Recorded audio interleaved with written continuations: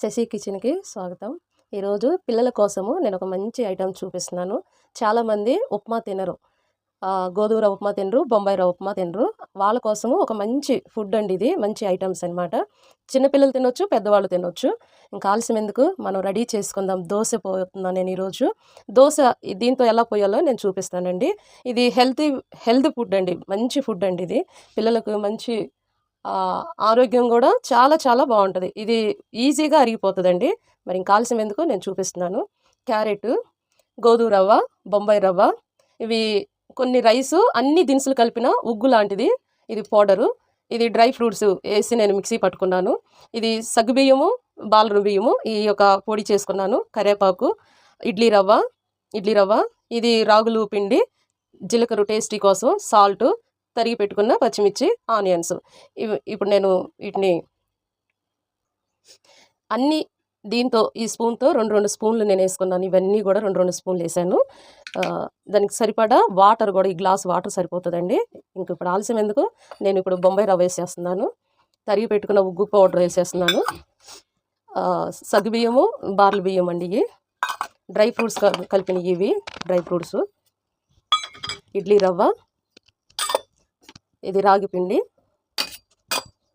గోధుమ రవ్వ, టేస్టీ కోసం సాల్ట్ వేసేస్తున్నాను. ఇప్పుడే నేను ఇందులో కొన్ని వాటర్ పోసేసి నేను మిక్సీ పట్టేసుకుంటున్నాను. ఇదంతా కూడా నేను ముందే నానబెట్టేసేదాన్ని. ఇప్పుడు మీకోసము నేను ఇప్పుడు అన్నీ పొడిగా వేసి వాటర్ పోసేసి నేను మిక్సీ పట్టేసుకుంటున్నానండి.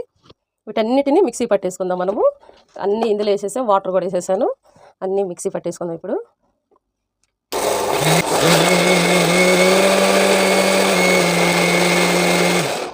ఇప్పుడు ఇది మిక్సీ పట్టేసుకుందామండి. చక్కగా దోశ పిండి లాగా వచ్చేస్తుంది చూడండి. ఇప్పుడు దీన్ని మనం ఒక బౌల్లో తీసేసుకుందాం. దోశ పిండి లాగా ఎంత చిక్కగా, ఎంత బాగా వచ్చిందో చూడండి. నేను జీలకర్ర వేసేస్తున్నాను, తరిగి పెట్టుకున్న కరివేపాకు వేసేస్తున్నాను, పచ్చిమిర్చి వేసేస్తున్నాను. ఒక 2 పచ్చిమిరకాయలు సరిపోతాయండి. ఆనియన్స్ వేసేస్తున్నాను. ఈ క్యారెట్ పైన దోశ వేసిన తర్వాత మనం పైన వేసుకుందాము, చక్కగా బాగుంటుంది. మనం ఇప్పుడు దోశ వేసుకుందాము. దోశ వేసుకునే ముందు ఎప్పుడైనా సరే దోశ పర్ఫెక్ట్గా రావాలి అని అంటే కొంచెం ఆయిల్ వేసేసి ఒక ఆనియన్స్ తీసుకొని ఇలా రుద్దేసేయండి. ఈ పెనుకి ఇలా రుద్దేసేస్తే పర్ఫెక్ట్గా వస్తుందండి, ఏ దోశ అయినా కానీ. రుద్దేసేసుకుందాం. ఇప్పుడు దీన్ని మనము చక్కగా దోశ వేసేసుకుందాము. 1 గంట సరిపోతుంది. మనం ఇలా రుద్దేసేసుకొని, ఓకేనండి. దీన్ని ఆయిల్ లేకుండా మనము మూత పెట్టేసేసుకుందాము. ఆయిల్ లేకుండా, ఆయిల్ ఏమి అవసరం లేదు, ఎందుకంటే డ్రై ఫ్రూట్స్ వేసాం కాబట్టి డ్రై ఫ్రూట్స్లో ఆయిల్ వచ్చేస్తుంది. మనం మూత పెట్టేసుకుందాం. ఇప్పుడు మంట తగ్గించి పెట్టేసుకుందామండి, మాడిపోకుండా ఉంటుంది. కొద్దిసేపు అయిన తర్వాత మనం దీనిపైన క్యారెట్ వేసేసుకుందాము. కలర్ఫుల్ కోసము, పిల్లలు కూడా ఇష్టంగా తింటారు కాబట్టి క్యారెట్ చాలా మంచిది, పిల్లలు కూడా తింటే. ఒకసారి మనం ఇది తిరిగేసుకుందామండి. చూసారా ఎంత బాగా వచ్చిందో. మళ్ళీ మూత పెట్టేసుకుందాం మనము. దోశ మనము చూద్దామండి. చాలా బాగా వచ్చిందండి, కలర్ఫుల్గా కూడా ఉంది. పిల్లలు చాలా ఇష్టంగా తింటారు. మనం ఇప్పుడు దీన్ని స్టవ్ బంద్ చేసుకొని ఒక ప్లేట్లో తీసేసుకుందాం.